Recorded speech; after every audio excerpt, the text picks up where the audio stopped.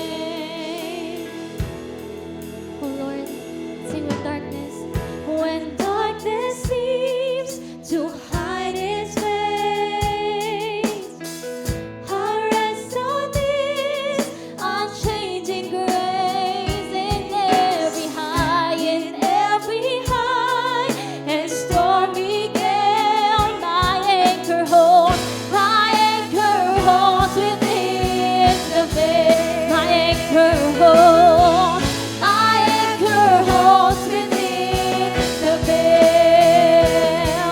Oh, Christ alone, Christ alone, cornerstone, weak made strong in the Savior's love. Through the storm, He is Lord, Lord of hope. You alone, Jesus, yes, you are Christ alone, Christ alone, cornerstone, weak made strong in a Savior's love. Through the storm, He is Lord, Lord of all. Oh Jesus, yes you are Lord. When He shall come with trumpet sound, oh may I then in Him be found, dressed in His righteousness alone. Oh God, faultless stand before the throne. Yes, Lord, faultless, faultless stand before the throne. Come on, everybody, sing Christ alone. Christ alone, cornerstone, weak made strong in a Savior's love. Through the storm, He is Lord, Lord of all. Yes, Jesus, you are my cornerstone, Christ alone, cornerstone, weak made strong in a Savior's love. Through the storm, He is Lord, Lord of all. For the last time we sing, Christ alone, Christ alone, cornerstone, weak made strong in the Savior's love. Through the storm, He is Lord, Lord of all. Jesus, yes you are my cornerstone, oh Lord. Hallelujah, Jesus, you are my hope, oh Lord. Oh, your mercy, your love for me, your grace for me, it's beyond, it's boundless, Lord, it's boundless, Lord. Hallelujah, my rock, my Savior, you alone, my cornerstone. You make me strong, you make me strong, Jesus. Oh, the praise and glory are for you, Lord. Oh, Jesus. Oh, Lord, our cornerstone, Jesus, our hope, our rock and our salvation. Jesus, save us tonight. Hallelujah. Yes, Father, truly, Panginoon, Ikaw yung cornerstone namin, Panginoon. We have hope because of you, Jesus. We are rejoicing because of you, Lord. We are here, Father, waiting for you, Panginoon. And Lord, we are patiently waiting for you. But while we are waiting, we are rejoicing, we are praising your name, Panginoon. Until the end of time, Panginoon, hindi kami titigil, Panginoon, na umawit sa inyo, Jesus. Lord, dumaan man yung kadiliman, dumaan man yung kasiyahan, Father. Lord, kasama ka namin, Panginoon. We believe, Lord Jesus, na iingatan niyo po kami, Panginoon. At yun, Panginoon, ang pinangahawakan namin, Jesus, that your Holy Spirit is with us, Father. And thank you, Panginoon, sa pagmamahal ninyo, God. And this is all we pray in Jesus' name. Amen. Amen. Praise God. And we may all be seated. All right. And sa atin pong tithes and offering, let me encourage everyone sa basahin po natin ang ikalawang Samuel, chapter 24, verses 20 to 25. Na makita ni Arauna na paparating si David at ang mga tauhan nito, lumabas siya at lumuhod sa harapan ni David bilang paggalang sa kanya. Sinabi ni Arauna, "Mahal na hari, bakit po kayo nandito?" Sumagot si David, "Pumunta ako rito para bilhin ang giikan mo dahil gagawa ko ng altar para sa Panginoon upang matigil na ang salot." Sinabi ni Arauna, "Kunin niyo na lang po at ihandog sa Panginoon ang anumang gustuhin niyo, mahal na hari. Narito ang mga baka para ialay niyo bilang handog na sinusunog. Narito rin po ang pamatok, pati ang mga tabla na ginagamit sa pag-iik at gawin niyong panggatong. Mahal na hari, ibibigay ko po itong lahat sa inyo at tanggapin sana ng Panginoon na inyong Diyos ang handog niyo." Pero sumagot si David, "Hindi ko ito tatanggapin ng libre. Babayaran kita. Hindi ako maghahandog sa Panginoon kong Diyos ng mga handog na sinusunog na walang halaga sa akin." Kaya binili ni David ang giikan at ang mga baka sa halagang 50 pirasong pilak.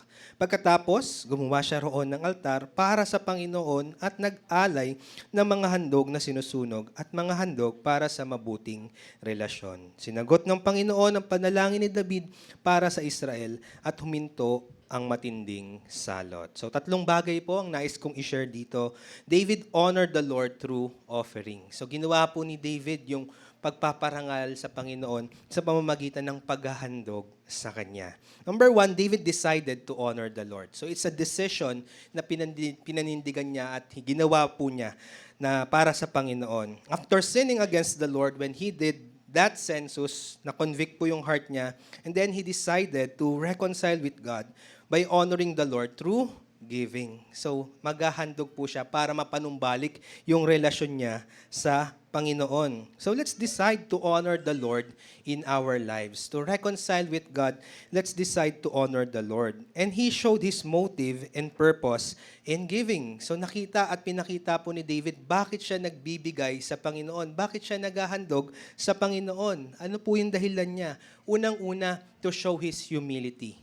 Para ipakita na siya po ay nagpapakumbaba dahil siya po ay nagkasala sa Panginoon. Pangalawa, to be reconciled with God para makipagkasundo at maging maayos ulit yung kanilang relasyon ng Panginoon. David knew that he cannot live his life in this world nang wala ang Panginoon. Ganon din po ba ang pakiramdam natin? Without God, we feel empty. Then, ang paghahandog po sa Kanya ay pagpapakita na gusto natin mapanumbalik yung relasyon natin sa Kanya. And syempre, bakit po nagbigay dito si David? To receive what he's been praying for. Nananalangin po siya na huminto na yung salot. At yun po yung nais niyang matanggap mula sa Panginoon. So let's give with a purpose. And what purpose is that? To honor God sa ating buhay. Pangalawa po, makita natin dito that David gave his best for the Lord. Ibinigay niya po yung the best na pagkakaloob sa Panginoon. We see that he did not took advantage of the situation offered to him by Arauna. May deal pong binibigay sa kanya si Arauna. In fact, hindi po nga deal eh. It's a free gift. Parang, ito na David, ito na yung panghandog mo. Wala ka nang babayaran. Pero what happened? Sabi ni David, hindi ako magkakaloob sa Panginoon kong Diyos nang walang halaga sa akin. So gusto niya talagang mula sa kanyang sariling kakayahan at hindi lamang po ipinagkaloob din sa kanya.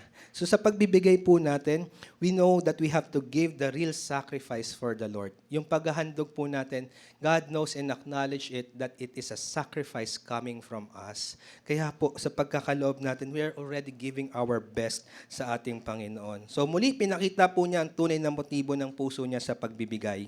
Di ba? Nakita natin na mahal niya talaga ang Panginoon, ang pagnanais niya, kaya po siya nagbigay ng may halaga sa Kanya. So sa pagkakaloob po natin, gaano po ba natin kamahal ang Panginoon? Gaano po ba natin kataas yung pagnanais natin na maitaas siya sa ating buhay? So again, He knows its purpose and its value. Pangatlo po, David received the reward of honoring the Lord.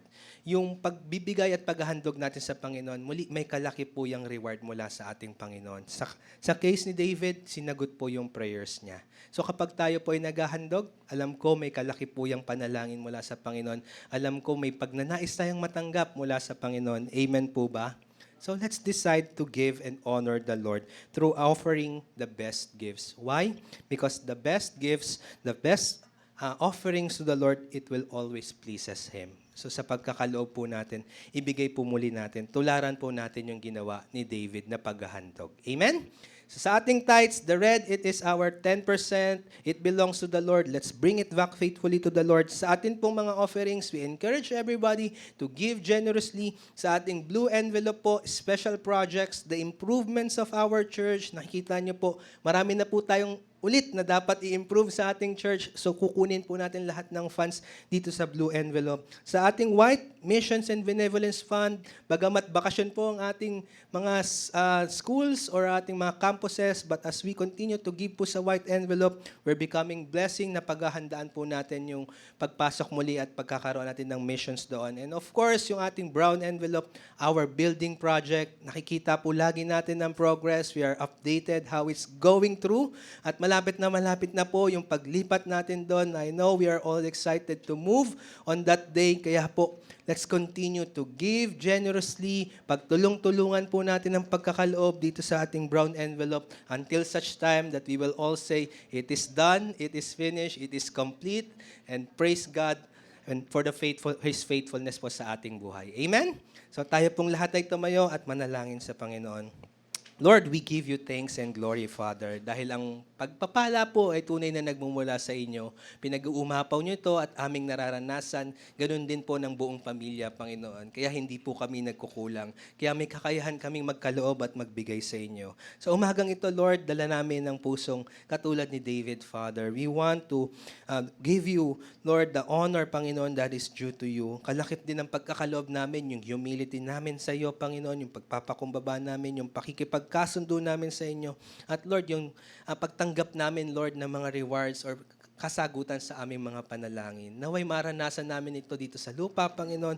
At Lord, as we give our best to you, Panginoon, mag-glorify ka, malugod ka, Panginoon, at pagpalain niyo pong lubos ang aming buong sambahayan. Salamat po, Panginoon. All glory belongs to you. In Jesus' name, amen and amen.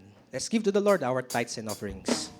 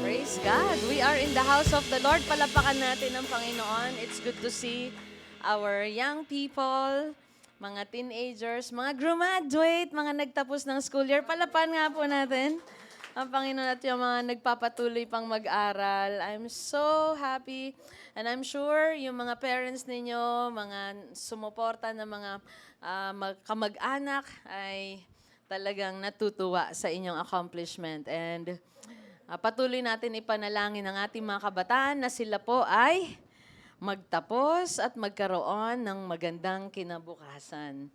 Sila po ay ating kagalakan. Amen po? Alright, let's continue our series on the book of 1 John, the evaluation and affirmation for God's children. ang pag-evaluate po at validation ay napakahalaga sa planning. Napakahalaga po yung palagi ang pag-check. Pag-check ng mga bagay-bagay nga sa personal nating buhay. Pag-check ng health. Okay, ano pa? Pag-check ng battery ng ating cellphone. How many times do you check the batteries of your gadgets? From time to time, see? Diba? Lagi nating tinitignan. Ayaw nating nalulobat ang mga cellphone natin. Tama? Kapag 5% na lang tapos paalis ka na ng bahay, anong gagawin mo? Maghanap ka ng power bank. Paano pag wala kang power bank? Basta madala ko lang yung charger ko. Parang ganon. Okay? And as God's children, we are to always check our hearts, no? Our faith. Are we still in the faith? Or genuine ba yung faith natin? Let us read our passage, 1 John 5, verses 1 to 5 only. Yan, yung 6 to 12. Next week po natin ituloy. Ulitin ko, 1 John 5, verses 1 to 5 only. Everyone who believes that Jesus is the Christ has become a child of God. And everyone who loves the Father loves his children too. Okay, those who believe that Jesus is Christ, naging child daw of God. And if you love the Father, kailangan love mo rin ang kanyang mga anak, ang mga ibang believers. Verse 2, we know we love God's children if we love God and obey His commandments. Loving God means keeping His commandments, and His commandments are not burdensome. For every child of God defeats this evil world, and we achieve this victory through our faith. And who can win this battle against the world? Only those who believe that Jesus is the Son of God. Let's bow down our heads and let's pray. Father, thank you for your word. It is our life. It gives life. It gives us, Father, transformation. And it improves, oh God. It strengthens our faith. Do what it pleases you in our hearts today. Holy Spirit, evaluate us, affirm us through your word. We are your children. You are our Father, our teacher, our shepherd. You know what's best for us today.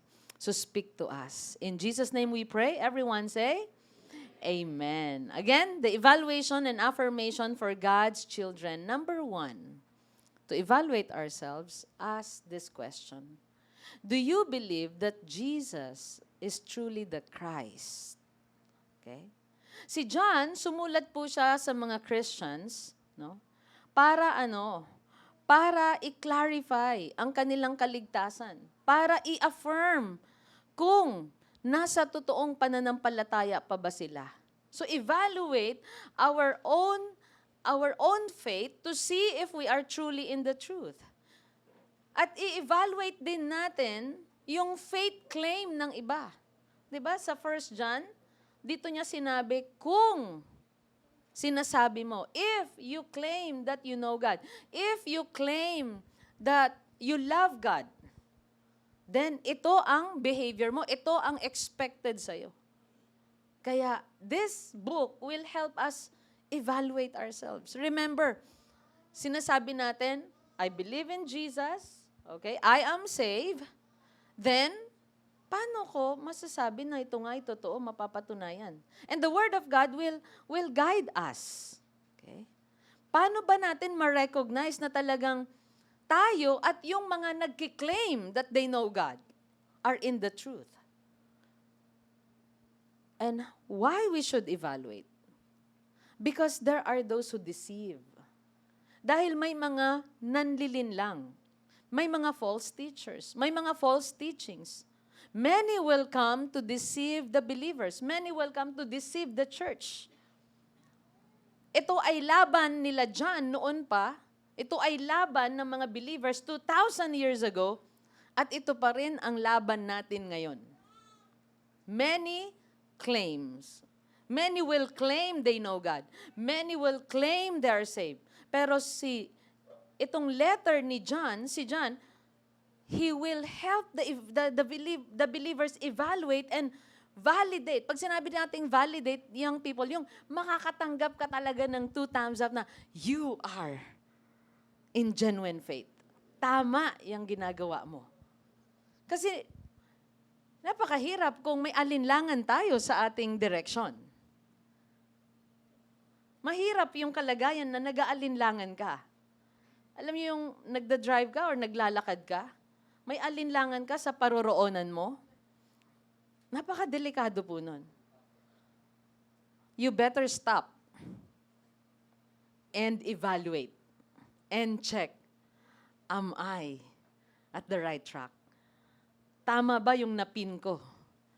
Minsan, ilagay mo lang shell, ilang shell ang lalabas. I'm not promoting anything. Ay, bakit shell? Kasi kalsada usapan. O sige, balansin natin. Petron, Caltex, di ba? Flying V, what else? Republic, Refill, Metro, nabanggit na lahat. Alam niyo yung mga yon? Yes. Mga landmarks natin. Okay? So, you have to stop para masabi mo, am I really at the right track? So, number 1 question natin, do you believe that Jesus is the Christ? Sabi sa 1 John 5:1a, everyone who believes that Jesus is the Christ has become a child of God. Whoever believes that Jesus is the Christ, ibig sabihin, tinatanggap mo siya, yung Savior na binigay ng Panginoon from heaven, God in flesh. Diyos na siya po ay in human form. God incarnate. Na siya po ay ipinanganak na tinatag na virgin birth into the human family. Everyone who believes that Jesus is the Christ has become a child of God. Ibig sabihin nito, meron kang heartfelt declaration. You believe that God sent Jesus bilang tagapagligtas, nagbayad ng ating kasalanan. They have been born of God daw. They have become a child of God. Children of God. Let us read John 1:12. Sabi dito, but to all who did believe Him, who believe in His name, He gave the right to become children of God. Hindi lang natin sinasabi ng ating labi. Talagang with all your heart, you believe that He is God's gift to us. God in human form. Kasi may mga taong hindi tinatanggap yung kanyang deity. Doon pa lang, masusukat na natin, ma-evaluate na natin, nasa tama ba ako? Nasa pananampalataya pa ba ako? 2 Corinthians 5:17. Therefore, if anyone is in Christ, he is a new creation. The old has passed away. Behold, the new has come. Ito yung nangyayari kapag tayo po ay sumampalataya sa Panginoon. If we are in Christ, our old sinful nature is replaced with a nature that wants to please the Lord. Ang gusto na natin lagi na ma-please ay ang Panginoon, hindi yung flesh natin at hindi yung desire ng ating previous father na sino? The father of lies. Diba? Sabi dito, if anyone is in Christ, he is a new creation. The old has passed away. Behold, the new has come. Being a child of God means, pinag-aralan natin ito, diba? Sa level 1, our sins are paid. We have fellowship with God, na-restore ang ating broken relationship with God, and we are now a new creation. John 3:3, Jesus answered him, truly, truly, I say to you, unless one is born again, he cannot see the kingdom of God. Ito yung dinalaw siya ni Nicodemus at tinanong, sabi niya, how can a man be born again? Paano maging new creation? Paano maging bago ang isang tao? Ma-born again. Paano siya ipanganak na muli? Anong ginamit ni Jesus? He used a metaphor of an invisible agent. Ano yon? That acts externally. Ginamit niya yung wind. Di ba? You don't see the wind, but sabi, the Holy Spirit will come into your life. You don't see the spiritual birth that takes place inside of you, but it is true. You will be born again. It is called regeneration. Kaya sabi niya, unless one is born again, he cannot see the kingdom of God. Ang new birth ay gawa ito ng Panginoon sa atin. Kaya sabi niya, I say to you, unless one is born again, he cannot see the kingdom of God. And being born again is a work. It is the will of the Lord. Let us go to 1 Peter 1:4, by which He has granted to us, ipinagkaloob niya sa atin, His precious and very great promises, so that through them you may become partakers of the divine nature, having escaped from the corruption that is in the world because of sinful nature. Pinagkaloob niya daw sa atin ng mahalaga at dakila niyang mga pangako, at ginawa niya tayo para makabahagi sa kabanalan ng Diyos. Matakasan ang mapanirang pagnanasa na umiiral sa mundong ito. Pinagkaloob niya ito sa atin. Yung kabanalan, yung katuwiran, yung divine nature. It is the work of God. Pero ang ganda ng pangako ng Panginoon, those who believe that Jesus is the Christ has become children of God. Next, let us read Ephesians 4:24. And to put on the new self, created after the likeness of God in true righteousness and holiness. Ang totoong child of God, hindi niya piniplease ang kanyang old self, kundi yung new self niya, created after the likeness of God. Si Lord ang nagbago sa atin. Being born again is an experience.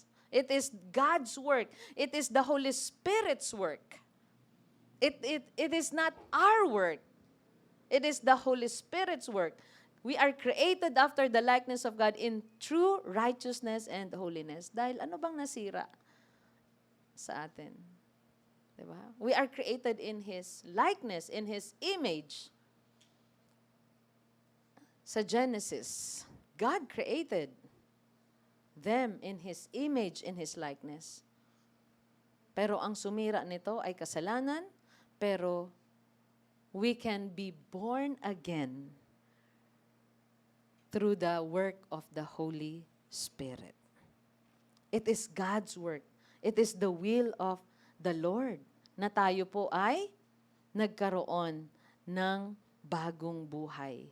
New birth takes place by the will of God, by His own will, by the word of truth. Kaya kailangan natin marinig ang katotohanan at ito ay sumampalataya tayo sa Kanya. Next, number 2 question. Do you love God's children? So first, do you believe that Jesus is the Christ? Okay. Siya ang tunay na tagapagligtas. Siya ay Diyos na nagkatawang tao, God incarnate.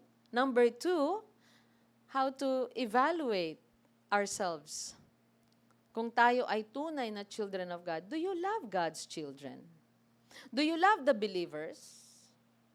Do you love the saints? Sa ibang translation, ginamit, do you love the saints?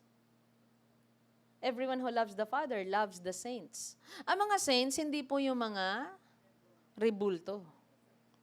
Hindi po yun. Ang tinatawag ditong saints, those who believe in the Lord Jesus Christ, their sins have been forgiven. From sinners, we became saints. Kasi pinabanal tayo ng Panginoon. It's not our own righteousness and holiness. Ito po ay kabanalan na mula sa Diyos, mula sa Panginoong Jesus. Give Him praise. You are a saint. If you truly believe that Jesus is the Christ, you are a believer. You are a saint. So sabi dito, everyone who believes that Jesus is the Christ has become a child of God, and everyone who loves the Father loves His children. Anyone who has come to Jesus, his or her sins are forgiven, tinatawag siyang saint or believer. Sila po ang ating brothers and sisters, and they are children of God. Remember, who gave us the right to become children of God? God. Dahil tayo ay sumampalataya.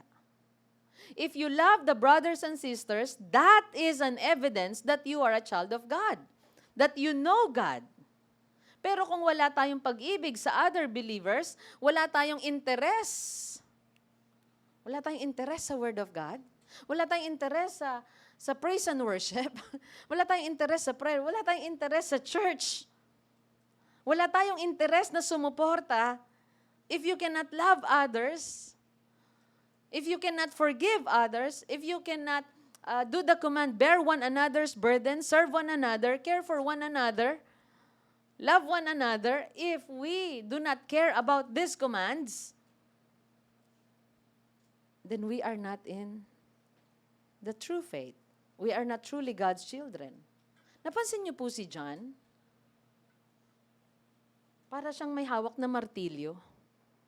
Pinupukpok niya ng pinupukpok lagi yung salitang, if you are in faith, if you love God, if you are in the truth, you love the believers. If you love God, you do this. If you are in faith, itong ginagawa mo. He keeps hammering these things. Did you notice? Amen?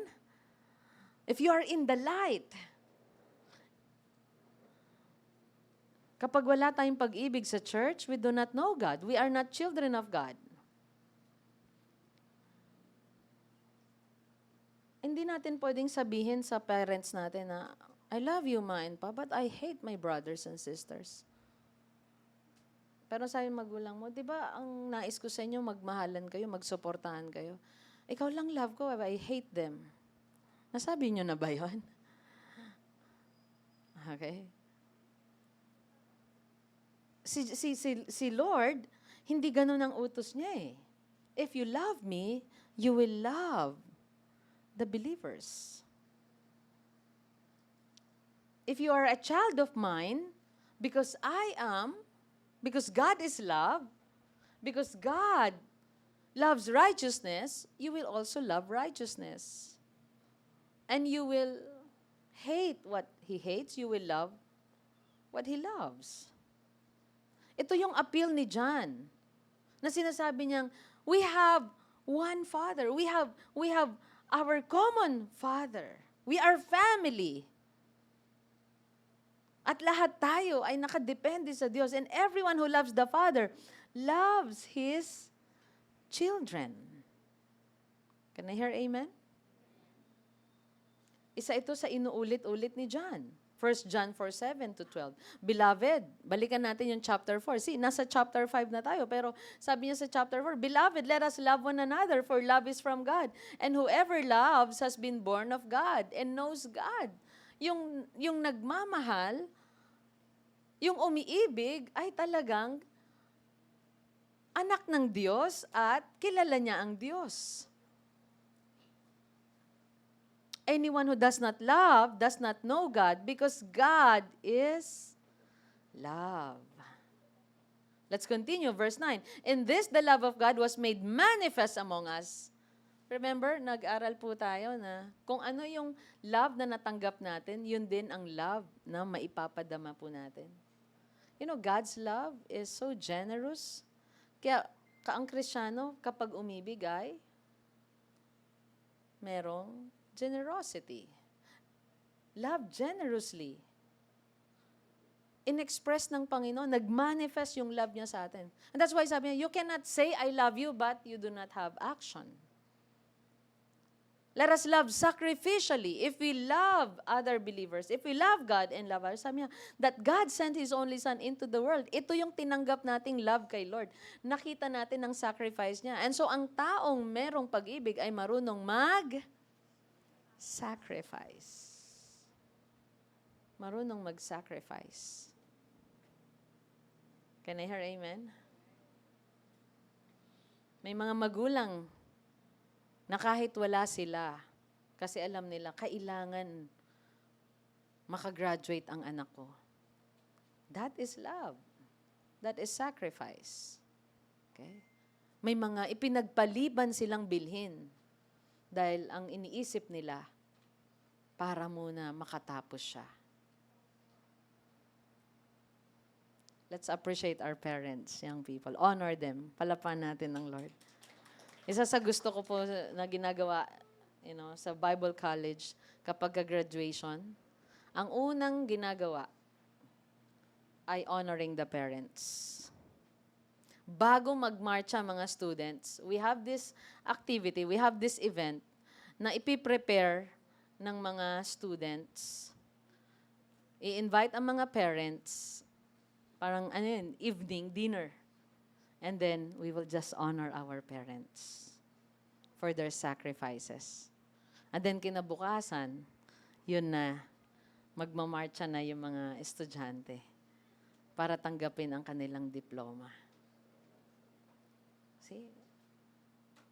Because they sacrifice. Love sacrificially. What else? Sabi niya dito, that God sent His only Son into the world so that we might live through Him. In this love, not that we have loved God, but that He loved us and sent His Son to be the propitiation for our sins. Ibig sabihin, ang Panginoon, He loved us when we are still sinners. Nagkakasala pa po bang isa't isa sa atin? Do we still love each other? We should. Forgive one another. Okay? We are brothers and sisters. And love effectively. Ang pag-ibig ng Panginoon ay effective. Effective dahil nakapagligtas. Ang pag-ibig ay makapangyarihan. Let us continue to love one another while waiting for the return of our Lord. And the kind of love that we should give is the kind of love that we have received. Do you love God's children? Do you love your brothers and sisters? Meron ka bang concern sa house of God? Meron ka bang interest sa mga bagay-bagay patungkol sa pagtitipon ng mga believers? Hindi ba natin kinatatamaran ang magkita? Sabi ko kanina sa ilang workers, 1:30, medyo hindi na ako nakatulog. Nagising ako. Sabi ni Zay sa akin, bakit po? Wala, excited lang makita kayo.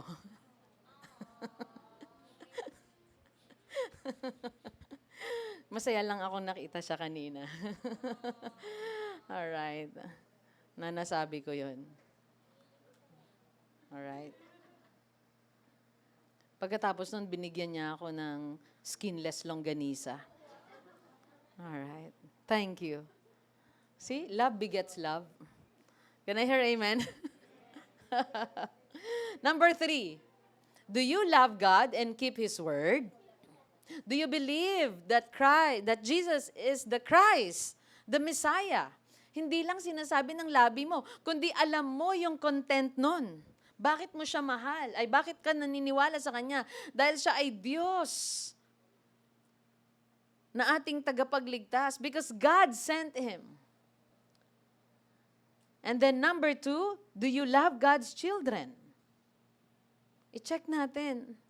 Meron ba akong tunay na pag-ibig talaga sa mga brothers and sisters? Again, you cannot say, I love Jesus and I hate my brothers and I hate the church. No. Nandun tayo sa side ng pagiging liar. Do you love God and keep His word? 1 John 5:2-3. We know we love God's children if we love God and obey His commandments. Loving God means keeping His commandments, and His commandments are not burdensome. If we love God, we obey. If we love God, we listen to what He says, to the Word of God. Do we do what Jesus said us to do? Nakikinig ba talaga tayo kay Jesus? Do we listen to Him? Kasi sabi niya, my sheep knows my voice and they follow me. Alam nila yung tinig ko, nakikinig sila sa tinig ko. Pag nako-convict ka ba, nakikinig ka sa tinig ng Panginoon or nire-reject mo? No, don't speak to me, Lord. I will do what I want today. No? Pagdating sa mga issues sa buhay po natin, finances, relationships, family issues, divorce, what is our foundation? Study what the law of the what the law says, what God says. Loving God means keeping His commandments, and His commandments are not burdensome. Ibig sabihin, hindi kabigatan sa buhay po natin ang pagsunod sa Panginoon, kundi kagalakan po natin ito. Nakakita na po kayo ng dalawang klase ng sumusunod? Yung isang masayang sumusunod at isang dumadabog. O, nagdadabog na, sumusunod. Sumusunod naman ako pero sumusunod ka ng lahat ng parte ng katawan mo ay nakabusangot. Nakalukot. Gusto mo bang kasama yon? Di ba minsan sasabihin mo, wag na nga lang. Di ba minsan ganun? Parang wag na nga lang. Kasi walang joy. Ang bigat. Yung pinaglingkuran ka, pero ang bigat nung pagkakabigay sa'yo ng tulong. Pati ikaw naapektuhan na parang there's no love. Okay? And loving God means keeping His commandments. At ito, dinugtong niya. And His commandments, tandaan natin, are not burdensome. Yung sumunod ka, pero Lord naman, grabe naman tong pinagagawa mo sa akin. Di ba? Kaya nga, di ba, God loves a cheerful giver. Andun yung kagalakan, nandun yung galing sa puso. Hindi galing sa pagdadabog. Do you love God and keep His word? John 14:15. Jesus said, if you love me, you will keep my commandments. Ano yung sinasabi ng Panginoon? Love your brother, your sister, your enemies. How do you treat them? Ano yung mga biblical principles when it comes to handling our time, our lives, our finances, our relationship? Hindi natin pwedeng sabihin, Lord, gusto kita, gusto ko yung church, gusto ko ng salvation. Pero, pabayaan mo kung gawin ko yung gusto ko. Yung music na gusto ko, yung mga taong gusto ko, yung mga connections na gusto ko, pabayaan niyo po ako. Hindi natin pwedeng sabihin yun. Na Lord, gusto ko yung church, pero ang gusto ko lang sa church, that's the place where I can get connections for my business. That's the place where I can get someone to help me with anything I want to do in life. Lord, kung paano ako mamuhay after church, ay akin na lang yun. I want heaven. Makarinig na po ako nito. I want salvation. I want heaven. But I cannot give up what makes me happy on earth. Totoo po palang makakarinig tayo noon. And nung narinig ko po yun, it's like, naawa po ako. Di ba, naalala nyo yung si Jesus, yung rich young man? He walked away sad. Sabi, I want heaven, everything that makes, but everything that makes me happy on earth, yun ang gagawin ko. What I want to be, I will be. What I want to do, I will do.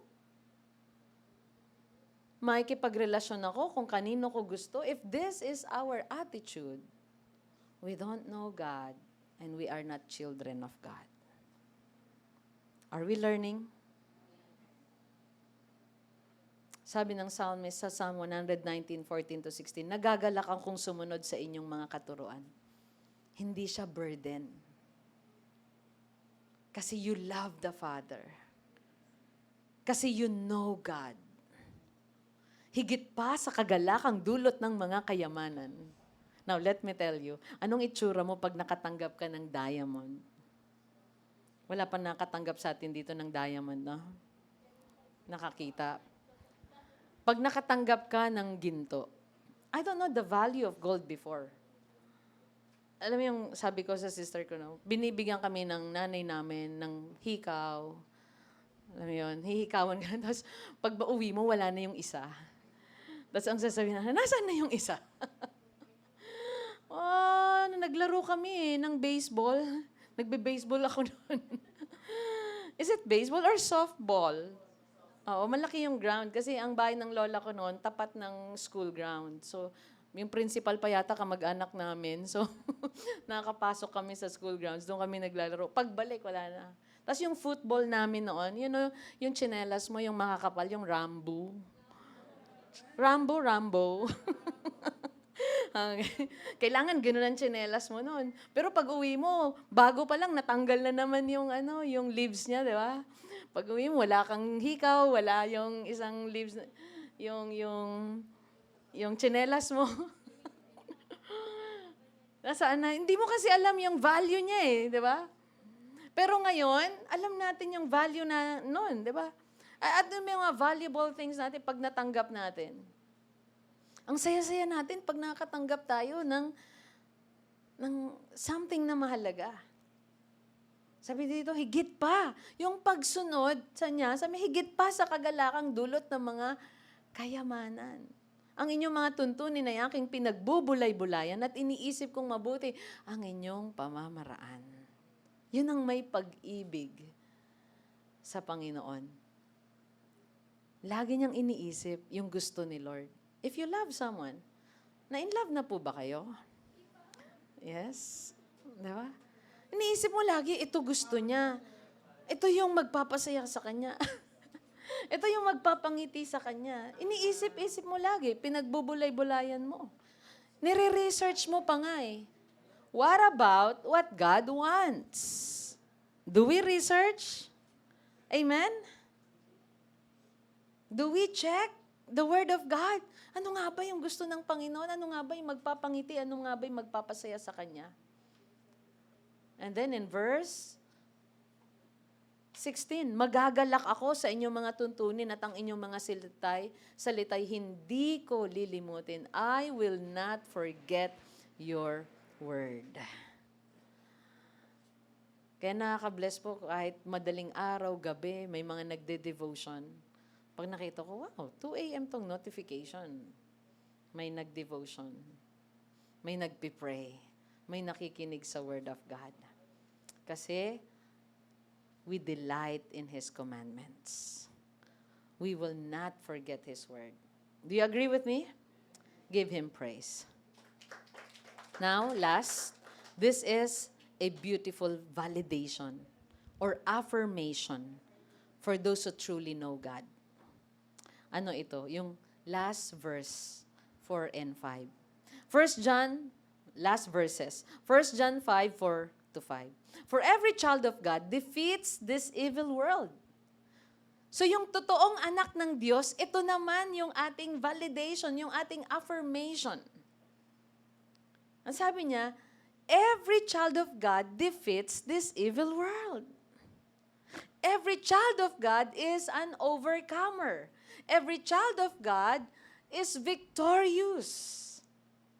Mananagumpay ang tunay na anak ng Diyos. Sino po bang ayaw magtagumpay? Please tell the person next to you, you are an overcomer. Ang tunay na anak ng Diyos. Let me repeat that. Ang tunay ay overcomer. So paano natin makikilala, ma-evaluate ulit natin ang ating sarili? Oh, I'm a true child of God if I am an overcomer. Kumusta po tayo ngayon? Anong tingin natin sa ating sarili? Ang overcomer ba yung maraming success financially? Ang overcomer ba ay yung taong masasabi natin nasa kanya na ang lahat? Yun ba ang batayan natin na overcomer siya? Young people, graduates, mga lilipat ng school or magpapalit ng baitang? Okay. Sa mga magulang na nandito, sino ang totoong overcomer? Ang sabi niya, for every child of God defeats this evil world and we achieve this victory through our faith. We are overcomers, mananagumpay tayo, not with our own strength, not with our own wisdom and knowledge, through our faith. And who can win this battle against the world? Only those who believe that Jesus is the Son of God. You are an overcomer because you believe that Jesus is the Son of God. Because you are in Christ, you are an overcomer. Alam niyo bakit po nasabi ito ni John? Kasi noon, ang idea po nila na mananagumpay lang lagi ay yung mga goddess nila. Sino yung mga gods sa Greek mythology? Zeus, Apollos, Nike. Alam niyo po yung Nike, doon galing yung same idea. The Greek word of overcomer is Nikao. Nikao. Ang tunay na overcomer ay ikaw.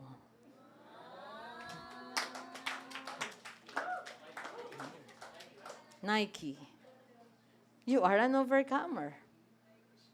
Sa panahon ni John, they think na ang mga overcomer or victorious lang are the gods. Pero sino ba talaga ang victorious? Kaya sabi niya, who can win this battle against the world? Sino ba talaga? Hindi ito mga Diyos-Diyosan na to. Sinasabi niya, we are the ones who are victorious and overcomers because Jesus has overcome the world. He defeated death, He defeated sickness, He defeated the grave. Aren't you glad? Palapakan natin ang Panginoon. Kaya ikaw ang tunay na mananagumpay, hindi yung sukatan ng mundo na sila ang matagumpay. Ang tagumpay natin, ang pagiging overcomer ay hindi na measure kung ilan. Diamante, ginto, pilak ang meron tayo. You are an overcomer.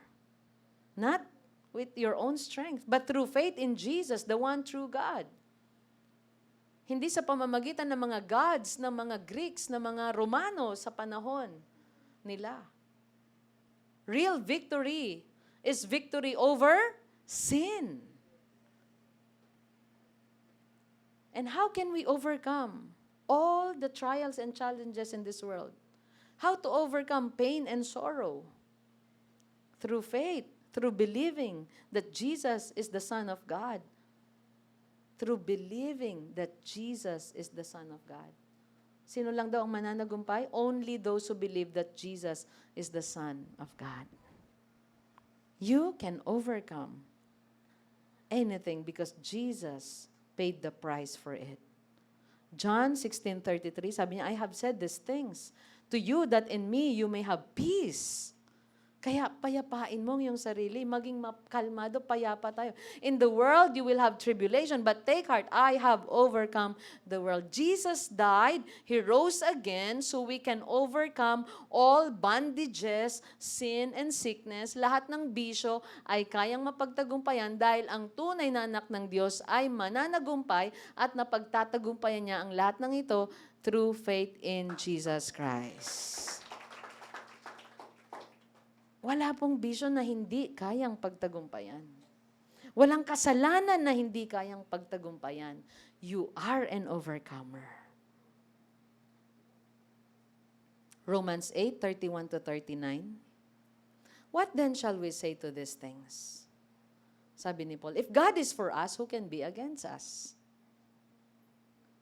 He who did not spare his own son, but gave him up for us all, how will he not also with him graciously give us all things? Who shall bring any charge against God's elect?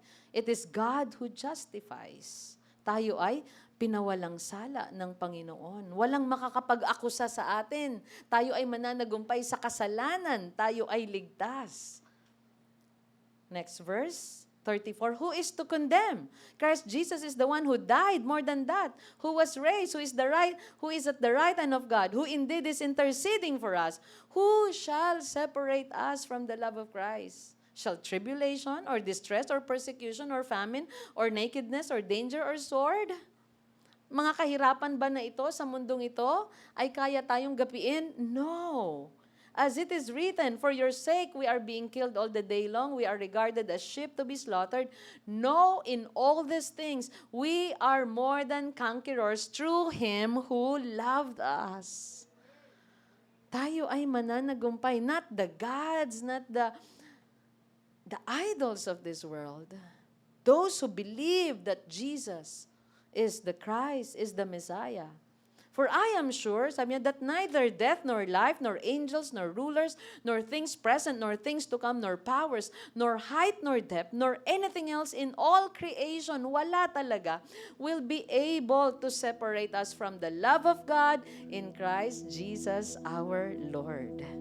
If you truly believe in Jesus Christ, you are secure in Him. You are an overcomer. You are victorious. Jesus is the victorious one.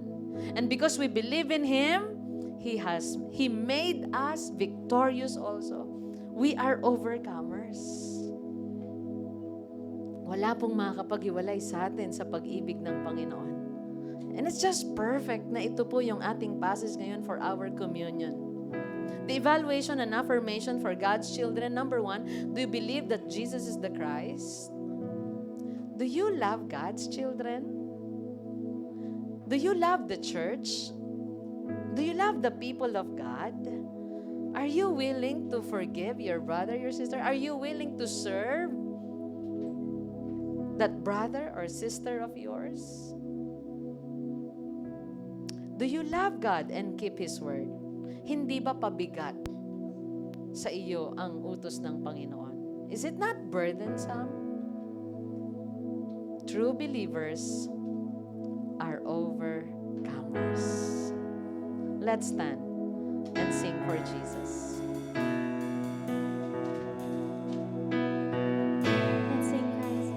Christ alone, cornerstone, weak made strong in the Savior's love. Through the storm, He is Lord, Lord of all. Oh, we sing Christ, Christ alone, cornerstone, weak made strong in the Savior's love. Through the storm, He is Lord, Lord of all. Let's bow our heads. Lord, we believe that you are the Christ, the Messiah, our Savior. Yes, Lord. Help us to love your children with all our hearts Jesus. until the end. Help us to forgive those who have hurt us. Yes, Lord. Help us to serve wholeheartedly, Yes, Father. to bear each other's burden. Yes, Jesus. At lahat po, Panginoon, ng nais niyong ipagawa sa amin, sa bawat isa, magawa po namin ng may pag-ibig sa aming puso. Yes, God. We love you and we love your word. Continue to guide us. Teach us, Lord, to obey. And Lord, thank you so much for you have made us overcomers. Yes, Jesus. You are victorious, Jesus. You are the victorious one. And we are never defeated because you rose again. Thank you for your love. Thank you for speaking to us today. Hold your bread and repeat this prayer after me. Lord, this bread represents your body that was broken for me. You offered your body to God to save me from all unrighteousness, to heal me from all my diseases. Because of what you have done, I am saved. I am healed. You are my Savior, my God and my King. Amen.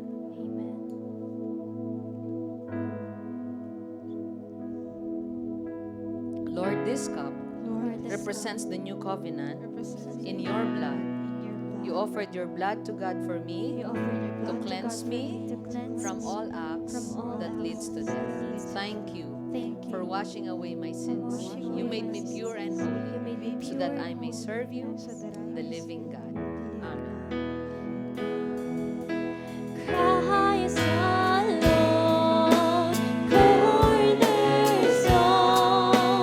weak made strong in a Savior's love. Through the storm, He is Lord, Lord of all. For the last time. Oh, Christ alone, cornerstone, weak made strong in a Savior's love. Through the storm, He is Lord, Lord of all. Lift our hands to Jesus. The Lord bless you and keep you. The Lord make His face shine on you and be gracious to you. The Lord turn His face toward you and give you peace. In Jesus' name. And everyone said, Amen and amen. God bless you. For our short sharing, group sharing question, what are the things you need to improve in your life as a result of your evaluation of your faith? Nakinig tayo ng word, na-evaluate natin, ano ba yung dapat kong i-improve? And number 2, kung kaya po ng time, depende sa facilitators, what affirmation did you receive from God's Word? Ano po yung natanggap ninyo na nagsasabing 2 thumbs up ka dyan, ipagpatuloy mo yan. God bless you. Thank you.